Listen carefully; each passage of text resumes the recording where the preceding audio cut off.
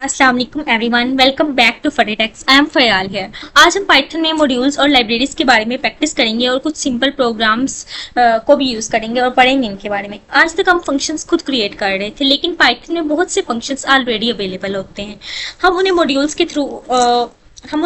के थ्रू अपने प्रोग्राम में यूज कर सकते हैं। फंक्शंस बेसिकली मॉड्यूल्स को ही बोलते हैं। आज हम मैथ, रैंडम, डेट, टाइम और स्टैटिस्टिक्स मॉड्यूल्स के यूज करेंगे। सबसे पहला मॉड्यूल हमारे पास जो है वो मैथ मॉड्यूल है, जो कि मैथमेटिकल कैलकुलेशंस के लिए इस्तेमाल होता है। सपोज मैं अगर कह रही हूँ इस मॉड्यूल को इम्पोर्ट करवाना है, इस बिल्ट इन फंक्शन को यूज करना है, मैं क्या करूंगी, मैं इम्पोर्ट पे आके लिखूंगी इम्पोर्ट मैथ। मैं मैथ लाइब्रेरी को इम्पोर्ट कर रही हूँ और मैं नीचे क्या लिखूंगी, मैं एक यूजर से नंबर लूंगी और मैं यूजर को कहूंगी एक नंबर करवाओ इनपुट में कैसे नंबर इनपुट करवाओ, फिर मैं उसको कहूंगी एक नंबर एंटर करवाओ, enter a number please.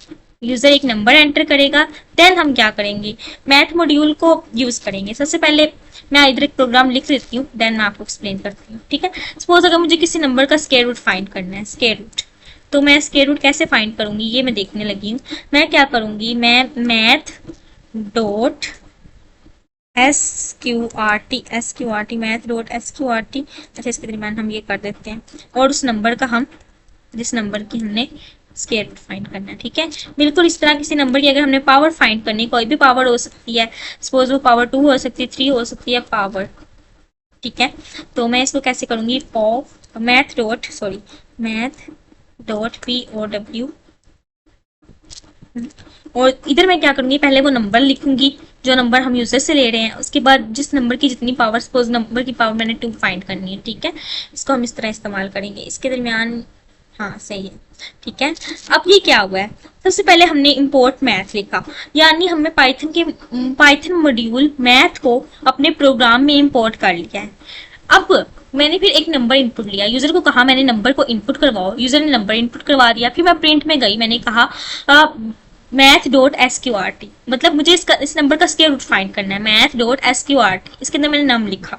Number का स्क्वायर रूट फाइंड करता है ये फंक्शन, ये मॉड्यूल नंबर का स्क्वायर रूट फाइंड करता है, और उसके बाद मैथ डॉट पावर, ये किसी नंबर की पावर कैलकुलेट करता है। सपोज अगर मैं 5 एंटर करूंगी तो मैथ डॉट SQRT 5 उसका स्क्वायर रूट देगा, और अगर मैथ डॉट PW फाइंड करूंगी तो 5 की पावर 2 फाइंड करवाएगा। अब ये किस तरह के, मैं इसको रन करवा के दिखाती हूँ आपको।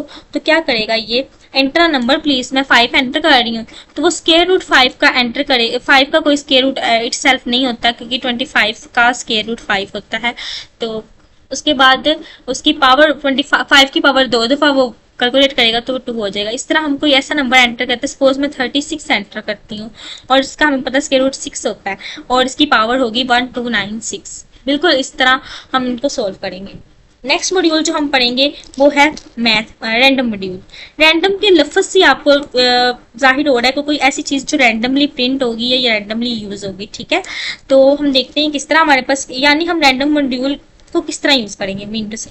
पहले हम इंपोर्ट लिखेंगे, इंपोर्ट में हम क्या करेंगे, रैंडम को इंपोर्ट करवा लेंगे। ठीक है, बिल्कुल इसी तरह नेक्स्ट में मैं अपने यूजर से एक नंबर लूंगी, मैं उसको कहूंगी number is equal to, number लो रैंडम कोई भी नंबर लो। इसको हम किस तरह लिखेंगे, डॉट रैंड इंट के नाम से। हम इसको कैसे लिखेंगे, रैंड मतलब रैंडम और इंट मतलब इंटीजर में कोई नंबर लो, और वो कहाँ से नंबर स्टार्ट होगा, 1 से लेके 100 के दरमियान किसी भी रेंज का कोई भी नंबर हो सकता है। ठीक है, और फिर मैं प्रिंट में क्या करवा दूंगी, उस नंबर को प्रिंट करवा दूंगी, रैंडम नंबर, कोई भी रैंडम नंबर इधर हमारे पास प्रिंट हो जाएगा। रैंडम नंबर इज, कोई भी नंबर 1 से 100 के दरमियान वो प्रिंट करवाएगा, और वो रैंडम नंबर कोई भी हो सकता है। हम देखते हैं हमारे पास क्या रैंडम नंबर प्रिंट होता है। ये ऑब्वियसली ये ज्यादातर ना गैसिंग नंबर्स वाली गेम के लिए यूज होता है। तो अब अगर मैं यहाँ मैंने क्या लाइन नंबर 13 में प्रिंट 2 बार लिखा है। ठीक है, अब मैं इसको दोबारा रन करवाती हूँ और रन करवा के देख लेते हैं कि हमारे पास कोई भी रैंडम नंबर, उसने 1 से 100 के दरमियान कोई भी एक रैंडम नंबर हमारे पास इंपोर्ट कर दिया। हमने क्या किया कि हमने इंपोर्ट किया रैंडम को, और रैंड इंट का मतलब है कि 1 से 100 के दरमियान कोई भी रैंडम इंटीजर जनरेट करो। हर बार प्रोग्राम रन करने पर डिफरेंट नंबर आएगा। हम दोबारा रन करते हैं तो देखना इस दफा कोई और नंबर आ सकता है, 45। नेक्स्ट हम रन करेंगे, कुछ और नंबर आ जाएगा, कोई भी नंबर आ सकता है। ठीक है, बिल्कुल इस तरह जब हम बार बार प्रोग्राम को रन करेंगे तो बार बार डिफरेंट नंबर आएगा। ये छोटी सी बात थी, छोटी सी एग्जांपल मैं आपको समझा रही हूँ कि छोटे छोटे कॉन्सेप्ट्स हैं जो आप समझ सकते हो। और अब आपने कोई डेट टाइम मतलब डेट या टाइम को मतलब आपने डेट और टाइम मॉड्यूल डेट और टाइम के लिए यूज होता है, मीन टू से। नेक्स्ट हमारे पास क्या है, डेट और टाइम को यूज करवाने के लिए, ठीक है। अब मैं क्या कर रही हूँ, इम्पोर्ट डेट टाइम, ठीक है। और मैं क्या करूंगी, मैं उसको कहूंगी मुझे करंट डेट दो। मैं इधर एक वेरिएबल बना लेती हूँ करंट टाइम। सपोज मैं उसको कहती हूँ करंट टाइम मुझे दो, इसके दरमियान हम अंडरस्कोर लगा देते ताकि रीडेबिलिटी ज्यादा हो जाए, ठीक है। करंट टाइम मैं उससे ले रही हूँ, मैं उसको क्या करूंगी, date time dot date time और डॉट उसको क्या करूंगी, नाउ अभी की टाइम दो, अभी का जो टाइम हो रहा है। तो फिर मैं उसको क्या करूंगी, प्रिंट करवाऊंगी करंट डेट एंड टाइम। मतलब मैं चाह रही हूँ करंट डेट और टाइम प्रिंट हो जाए। अभी हम देखेंगे भी करंट डेट और टाइम क्या है। और बिल्कुल इस तरह अभी हाँ मैं अपने वेरिएबल को कॉल कर रही हूँ करंट टाइम, ठीक है। अब देखना ये क्या करेगा। सबसे पहले हम ऊपर वाले प्रोग्राम को वो कर देते हैं कॉमन आउट ताकि ये रन ना हो। और इम्पोर्ट डेट टाइम का मतलब क्या है, यहाँ डेट टाइम को पहले हमने इम्पोर्ट किया, फिर इधर करंट डेट हमने एक वेरिएबल लिया, उसके अंदर date time dot date time now. ये कंप्यूटर का करंट डेट और टाइम रिटर्न करता है, इसलिए जब हम प्रोग्राम रन करेंगे तो उस वक्त की डेट और टाइम शो हो जाएगी, ठीक है। और अब अगर मैं इसको रन करती हूँ तो देखते हैं क्या आता है।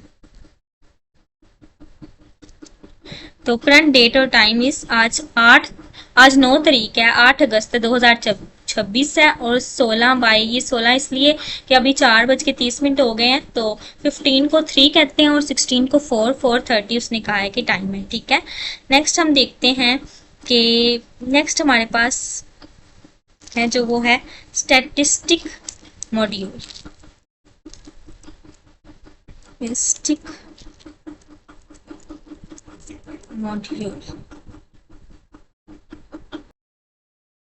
यहाँ हम क्या करेंगे कि पहले इंपोर्ट करवाएंगे स्टैटिस्टिक्स को, इंपोर्ट स्टैटिस्टिक्स, ठीक है। और इस प्रोग्राम को करवाने के लिए मुझे लगा कि मुझे आपको लिस्ट पढ़ानी चाहिए, लेकिन अभी जो हम कर रहे हैं मैं आपको एक कलेक्शन ऑफ थोड़ा सा हिंट दूंगी, वो नेक्स्ट लेक्चर में हम लिस्ट को डिटेल में पढ़ेंगे। लिस्ट बेसिकली क्या है और क्या नहीं है। सपोज अगर मैं डाटा ले रही हूँ, डाटा मेरे पास डाटा नाम का कुछ भी है और उसको मैं लिख रही हूँ 10 है, 20 है, 30 है, 40 है, 50 है, 60 है, 70 है। अभी आपने परेशान नहीं होना कि ये मैंने ब्रैकेट्स में क्या लिखा है। यहाँ हम स्टैटिस्टिक मॉड्यूल को इंपोर्ट किया है और मैं क्या करूँगी, इसको प्रिंट में क्या करूँगी कि मैं प्रिंट में कहूँगी कि स्टैटिस्टिक डॉट मीन फाइंड कर दो। मीन वो एवरेज के लिए बोला जाता है कि एवरेज फाइंड कर दो, ठीक है। मीन मोड मीडियन ये आपने पढ़ा हुआ है मैथ में। तो ये क्या करेगा, रन करवा के देख लेते हैं। ये इनकी एवरेज फाइंड हो, ये क्या हुआ 25 नंबर लाइन में प्रिंट स्टैटिस्टिक डॉट, ये मैंने स्टैटिस्टिक्स आना था, ठीक है, स्टैटिस्टिक्स। अब रन करवा के देखते हैं तो हमारे पास 40 आ गया है। अब ये क्या है, यहाँ हमने स्टैटिस्टिक्स मॉड्यूल को इंपोर्ट किया और मीन फंक्शन यूज किया। मीन नंबर की एवरेज कैलकुलेट करता है। अभी हमने डाटा के अंदर नंबर को कलेक्शन की फॉर्म में रखा है। अभी हम इसको नेक्स्ट लेक्चर में पढ़ेंगे कि ये डाटा क्या है और ये कलेक्शन क्या है। लिस्ट हम नेक्स्ट लेक्चर में डिटेल से पढ़ेंगे। इसको दरअसल हम लिस्ट बोलते हैं और इसको हम नेक्स्ट लेक्चर इसी पे बेस्ड कर रहा होगा हमारा, जिसमें हम इसको डिटेल से पढ़ेंगे, ठीक है। और सिर्फ ये समझाने के लिए कि statistic dot mean average calculate करने के लिए यूज होता है, तो इनकी एवरेज जो भी होगी वो कैलकुलेट हो जाएगी, ठीक है। अभी के लिए इतना ही। होप्स आप सबको मेरी बातों की समझ आ गई होगी। बिल्कुल छोटा सा लेक्चर था और नेक्स्ट लेक्चर हम लिस्ट को डिटेल से देखेंगे, इस कलेक्शन को कि ये डाटा क्या है और इसको मैंने ये ब्रैकेट की फॉर्म में क्यों लिखा।